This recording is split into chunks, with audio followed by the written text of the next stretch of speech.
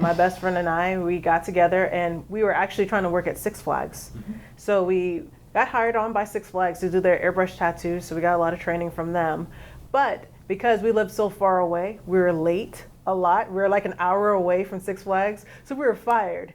So for that summer, we were trying to figure out, what are we going to do for the summer? Like, we just graduated high school, we haven't started college yet. So my best friend was like, you know what? We can do this. Six Flags was paying us $8 an hour, and we were bringing in thousands of dollars on the weekend.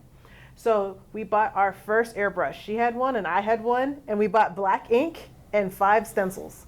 So we sprayed the stencils on a poster board and started doing fairs and festivals. I remember the first tattoo we did and we got $5.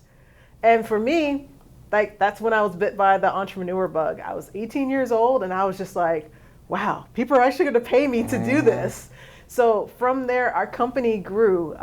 We started doing skating rings, we did fairs and festivals, and the light bulb went off around probably 2012 when I realized, you know what? We should do sports. Because at the time, I was part of Georgia Perimeter, who was connected to Georgia State, and I was like, they got a new football team. We should talk to the athletic director. And the first thing we did is we just went straight to his office and we're like, hey, this is what we do. Give us a chance. And we actually paid our dues. So we airbrushed for free for 2 football seasons. We were out in the parking lot and we would just do it for free.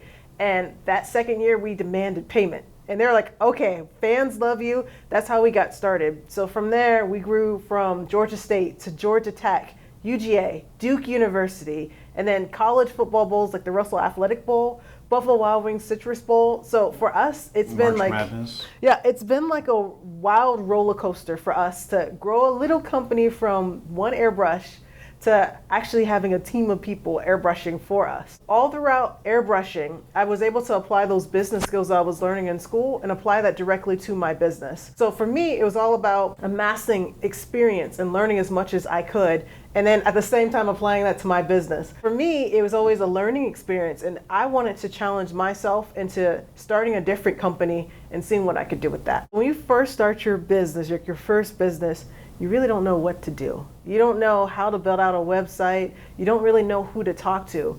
But with Imaginair, I learned how to do that very well. So when it came to starting Optikal, I'm like, okay, we need to do this step, this step, this step.